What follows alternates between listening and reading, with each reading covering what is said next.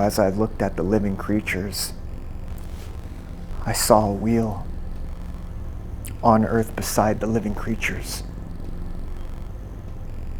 One for each of the four of them.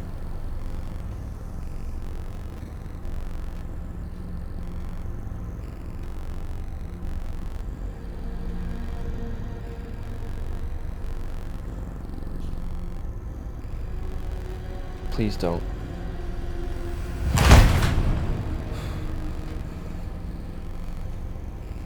Chaleritas. Longevity. Ignis probationem. I don't know the answers. Who does? Just...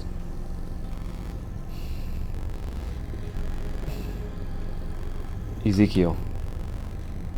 He knows everything. Turn it on.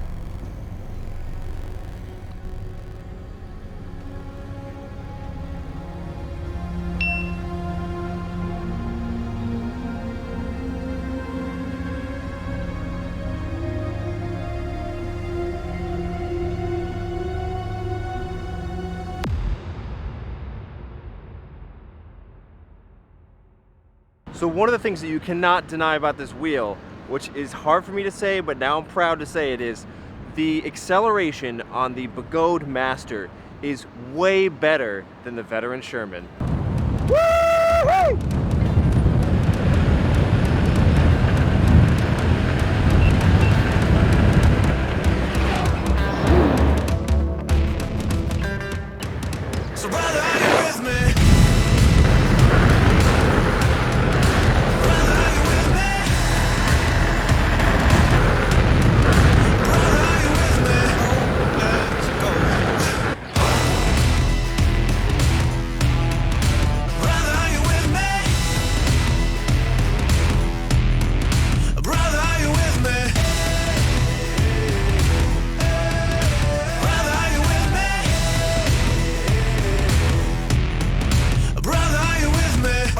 Let's go. We can't quit now, we're so close. Wherever you go, I'll go. And I can't do this on my own. So brother, are you with me? Brother, are you with me? Brother, are you with me? Brother, are you with me? So we officially have the world's first 134 volt wheel. Now if you're new to the channel or new to these devices, you might not know what all this means. Now to go down the history lane here for a second, we had 67 volt wheels, then 84 volt wheels, then 100 volt wheels, and then 126, and now 134. You're still probably asking, what does that mean? Well, the amount of voltage for the electric unicycle is going to determine how much performance you can eke out of the batteries attached to it. Obviously having a bigger battery is going to give you more in this equation, but when we went from 84 volts to 100 volts, we saw a pretty massive jump. I think before that we were getting speeds on these wheels that were somewhere around 32 to 36 miles an hour, topping out of like your cruising speed. And then we went to 100 volt and soon saw 40s, some 50s mile per hour in all these wheels. So there was a pretty big jump there. But for 134 volt, which is the real big test here, it seems to be, at least with this model, with the Master, we're only getting about 5-6 more miles per hour depending on your weight, which, hey, it's not nothing, but it's not revolutionary. So you have to ask yourself, does the extra voltage actually mean anything? Does it matter all that much in the way of performance, considering all the drawbacks, which we'll get into later? So really quick, I want to shout out the awesome team over at UCO here in the United States for sponsoring this video. And if you want to purchase this wheel today, you can go to their site. I have a link down below, and with my link, you get $50 off your wheel purchase. So go to that link below if you want to buy this wheel. And also shout out to eRides in the UK for also sponsoring this video. Awesome dealer over in the UK. So go to the link below to make a purchase today. Change is coming.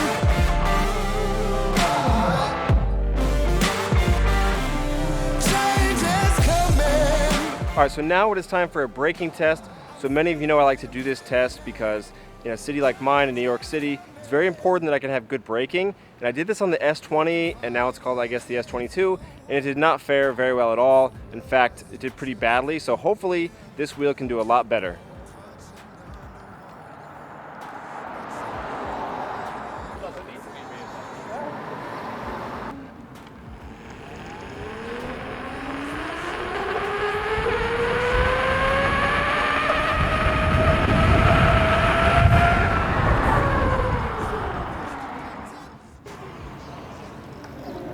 City bikes right in the way on perfect time.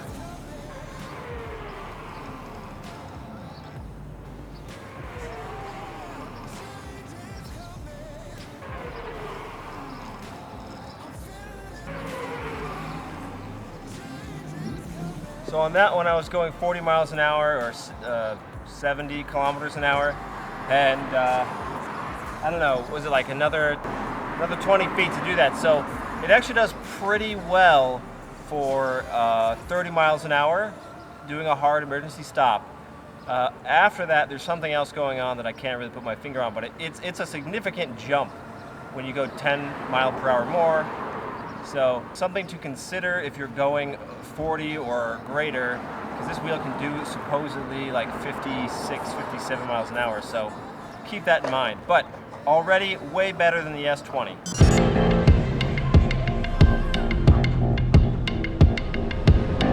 Burning up, going crazy like a wildfire. Flames running through my soul like lava, yeah. Temperatures rising, I can take the heat. Eyes on the stars, cause that's where I wanna be. I'm hot about a second, about to lose control. Let's talk about the suspension. I've been able to test almost every single suspension wheel on the market, and I've pretty much found myself in this camp that for a more comfortable ride, you're gonna have to go air shock. Because truthfully, the suspension is there to keep you on the ground, but obviously we're all looking for some comfort out of this and taking a bit of that shock out of our knees or whatever else. The air shock on this and the whole design, I would say pretty much nails it except for one fact, and they just didn't use a powerful enough air shock. But I think if we can put on a shock that can handle a bit more PSI, I think that's gonna be the way to go. I was putting mine at about 270 inside the shock itself. It comes with a little pump that you can fill it up with, and that seemed to be really good for my weight. I'm about 180. That's without my gear on. With gear on, I'm probably closer to like 190-ish. And I was finding myself not really bottoming out all that much when doing typical riding. Now with that, I gotta tell you, this is not a wheel you wanna take down some stairs or off-road, especially with at least the shock that's on there now. It was bottoming out pretty quickly once you hit the bottom.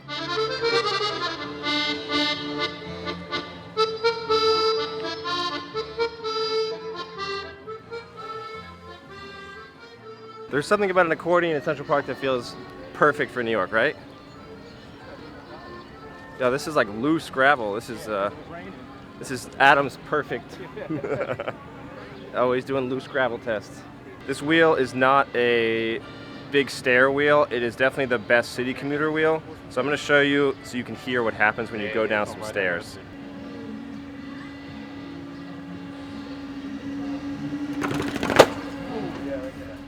But overall, I have almost no issues with this shock. I think they've learned from the past. They've seen what everyone else did.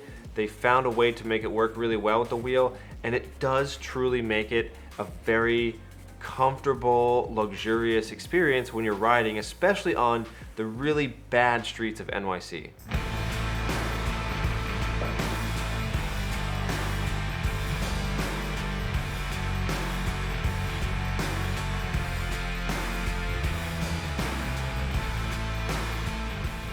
So we talked about the speed a bit before. It is a pretty fast wheel, but the issue is range. I found on this wheel, my range is not great, especially compared to my veteran Sherman. I think I was getting on my worst day about 25 miles at the 50% mark. And then from there, it's gonna be a bit more annoying to get down to the end. So I would really caution you to not, sell off another wheel that has way more range to get this one, unless you're okay with that. So this wheel is the most scary to me when you're pushing at high speeds and your battery is coming down and down and down. There is a bit of battery sag going on here. I didn't measure it precisely, but when you get to about 50-60% battery, you already need to start curbing how you ride, and that to me is a bit of a huge con as well. Like, I want to be able to comfortably go crazy down to 50%, at 50%, okay, now I'll decide to calm down. But this wheel seems to have a bit of a scarier sort of, I don't know what you would call it. There isn't a grace period here, but I know on this wheel, I'm the most paranoid than any other wheel when it comes to what is gonna happen if I'm riding crazy and I were to cross from like 60 to 50% battery and didn't realize it in the middle of riding. Like, what's gonna happen? The only thing I can say is respect the beeps on this wheel, for sure. You don't want to cut out on this wheel. It's very heavy, it's probably not gonna be an amazing experience, and you'll probably wreck those battery packs right away.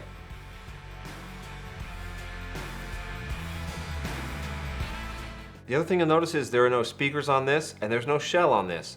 Obviously, that's going to come as a shock to some people who are coming from some very basic wheels, but I think we've seen a progression over time where we don't need all these other amenities, and I quite like the design a lot. I love that there is no shell.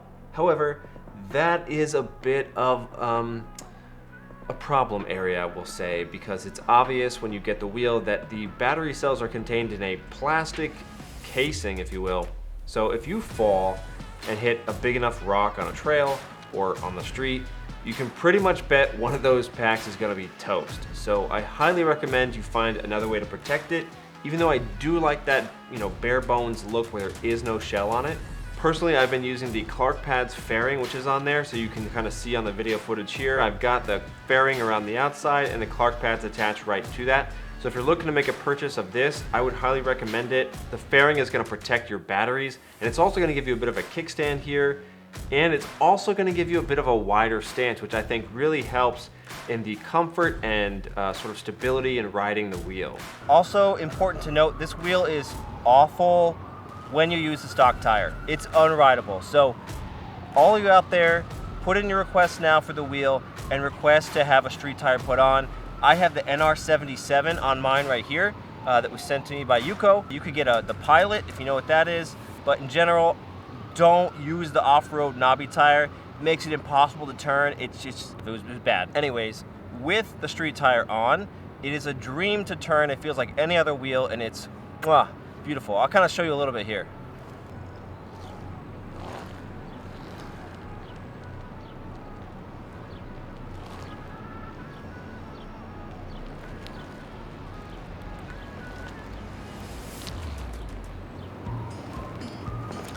So one of the other funnier things is the mounting. I'm gonna show you right here as best I can, but it's a bit like the Captain Morgan stance, if you know what I'm talking about, the whole, So, the pedals are very high off the ground. You can kind of see here, it's like almost mid-shin for me, which is very high, but I think you kind of get used to it, but just be forewarned, it is a very high wheel. The center of gravity is very high as well because the brains of the operation are all up here. So what comes with top heavy wheels, this has, but it's not as bad as say like a V12.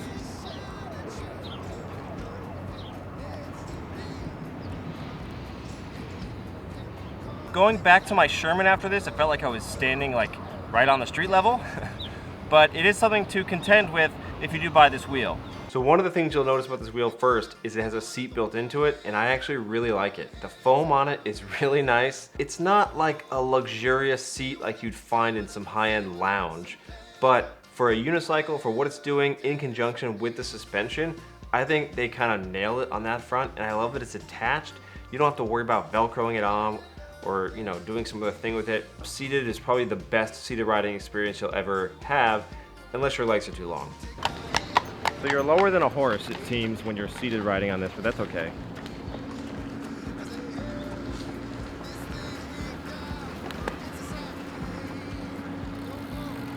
Like if you got good at it and don't pull a hamstring, like that would be a nice relaxing ride. You take your Master out, you come up to the park, sit down and just kind of cruise around the park, like at nighttime or morning or whatever. I definitely could tell like the cushion part of it, the comfort part of it is definitely there. I mean, yeah. There's no way around that. But in general, I love this wheel. It is probably my favorite electric unicycle to date, and I know those are not light words to say. So with that being said, I myself love it, but the question you have to ask yourself is this: if you're gonna buy the wheel, can you live with all of the drawbacks here in lieu of the most amazing ride experience you'll ever have on an electric mobility device? So we've come to the end of the video. Thank you so much for watching. If you made it this far, I applaud you. Not all of you do, but if you did like the video, give it a like down below and give it a comment if you want. And if you haven't subscribed, go ahead and do that. I make content when I feel like it, but I try to make really good content for you, so I hope you enjoyed it. So once again, thank you so much for watching, and as always, keep riding, never stop.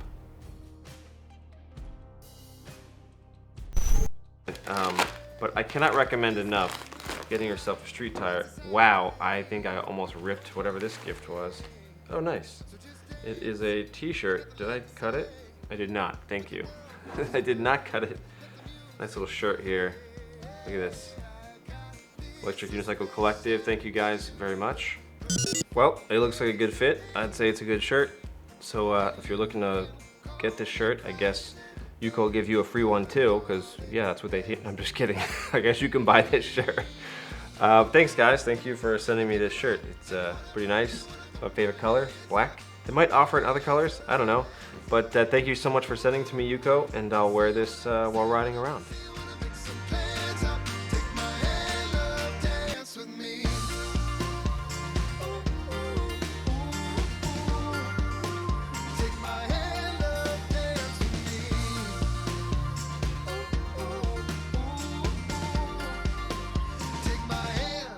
Dance with me.